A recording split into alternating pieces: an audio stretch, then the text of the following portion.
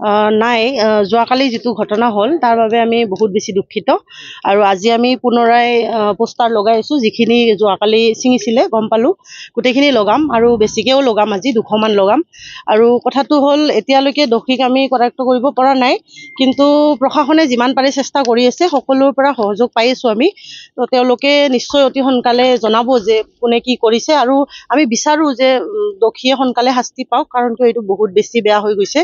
কালিৰ পৰাই মানুহবোৰ, কোকৰাঝাৰবাসী যিমান আছে সকলোৱে উগ্ৰ হৈ গৈছে, কাৰণ এইটো এটা বহুত ডাঙৰ বেয়া ঘটনা হৈছে।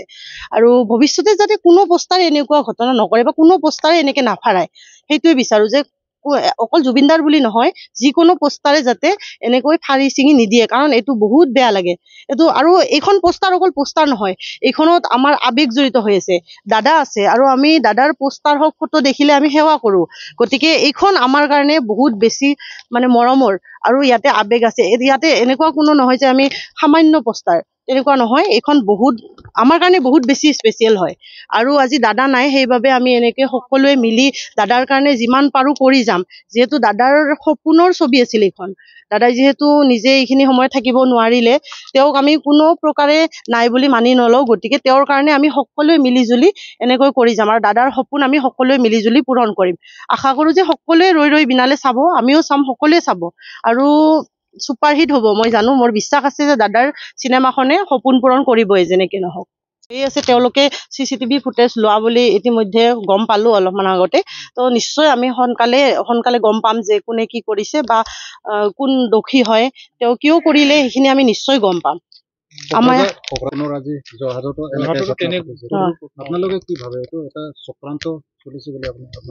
নহয়, এতিয়া সেইটো বাৰু ক'ব নোৱাৰোঁ, কাৰণ কিয় কোনে কি কথাত কৰিছে সেইটোতো আমি নাজানো, কাৰণ দাদাকতো বেয়া পোৱা মানুহ কোনো নাই। মই জানো যে গোটেই অসমবাসী ভাল পায়, তো দাদাৰ কাৰণে ষড়যন্ত্ৰ কৰিব লাগিব একো নাই। আৰু মোৰ বিশ্বাস যে কোনেও ষড়যন্ত্ৰ নকৰে। যদি কোনোবাই ইচ্ছাকৃতভাৱে কৰিছে, তেওঁলোকে শাস্তি পাব লাগিব। আৰু যোৰহাটত হৈছে যিটো, সেইটো বহুত বেছি বেয়া লগা কথা, এনেকুৱা হ'ব নালাগিছিল। আমাৰ ইয়াতে যোৱাকালি হৈছে, আজি যোৰহাটত হৈছে, আৰু কালি বেলেগত শুনা পালে নিশ্চয় আমি বহুত বেছি দুখিত হ'ম। মই সকলো অসমবাসীক এটাই কওঁ যে দাদাৰ সপোন ভাঙি চিঙি চুৰমাৰ নকৰিব। এনেকুৱা ঘটনা কৰিলে দাদাৰ আত্মাই কষ্ট পাব। আজি দাদাই নাই যদিও আমাৰ মাজত আছে, আমি জীয়াই ৰাখি আছোঁ, আৰু তেওঁ কষ্ট পোৱাটো আমি কোনোদিনেই সহ্য নকৰোঁ। সেইবাবে কৈছোঁ, সকলো অসমবাসীয়ে কোনো কাৰো লগত হিংসা নকৰি মিলিজুলি কাম কৰক, দাদাৰ সপোনৰ ছবিখন আগবঢ়াই লৈ যাওক, সকলোৱে চাওক, আৰু যিমান পাৰে দাদাৰ কাৰণে লাগি দিয়ক। দাদা নাই বুলিয়ে আমি যে দাদা নাই হিচাপত মানি ল'ম, এইটো নহয়। দাদা আমাৰ কাৰণে আছে, সদায় থাকিব। খুবেই দুখ লগা এটা ঘটনা। আমি জুবিন গাৰ্গ কোকৰাঝাৰ ফেন ক্লাবৰ পৰা এটাই অনুৰোধ জনাইছোঁ প্ৰশাসনক, যাতে দুষ্টিকাৰীক অতি সোনকালে যাতে কৰায়ত্ব কৰে, আৰু যাতে আমাৰ মাজত উলিয়াই দিয়ে। এইখিনি আমি প্ৰশাসনক জনাইছোঁ যে অতি সোনকালে কৰে এইটো কাম। আমি আচলতে এইটো ক'বলৈ বেয়া লাগিছে, এইফালে আমি জাষ্টিছ বিচাৰি আছোঁ, আৰু এনেকুৱা এটা ডাঙৰ এটা ঘটনা হৈ গ'ল। সঁচাকৈ আৱেগিক হৈ আছোঁ, আৰু কালি ফিল্মৰ ৰিলিজ দিয়ে, তো সেইটোৰ কাৰণে তো এটা কৈ আছোঁ যে আমাক এইটো ন্যায় লাগে, আৰু অতি সোনকালে লাগে। দিছোঁ, এইফালৰ পৰা কালি দিয়া হৈছে, একেলগে মিলি দিছোঁ কালি। আৰু আমি এইটো কৈছোঁ যে যেনেকৈ আমাৰ এই কোকৰাঝাৰত প্ৰস্তাৱবোৰ ফাৰি চিৰি পেলাই দিয়া হৈছে, ঠিক তেনেকৈ মই ইতিমধ্যে শুনা পালোঁ আপোনালোকৰ পৰা যোৰহাটতো হৈছে। তে এই কোকৰাঝাৰতে হওক, যোৰহাটতে হওক, য'তে নহওক কিয়, যোনে এনেকুৱা কাম কৰে, সেই মানুহবিলাকক ধৰি পেলাই এনেকৈ মিডিয়া সন্মুখত আনি পেলাই চবকে চিনাকি কৰাই দিব লাগে। কোন হয় এনেকুৱা মানুহবিলাক?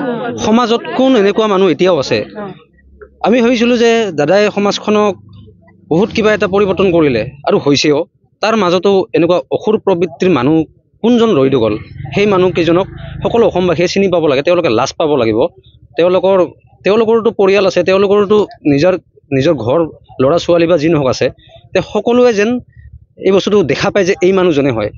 তেওঁলোকক যাতে, তেওঁলোকৰ ল'ৰা ছোৱালী যদি আছে, যাতে কোনোবাই কয় তোমাৰ দেউতাই এনেকুৱা কৰিছিলে, বা তোমাৰ ভায়েকে বা তোমাৰ ককায়েকে এনেকৈ কওক বুলি, যাতে সবেই চিনি পায়।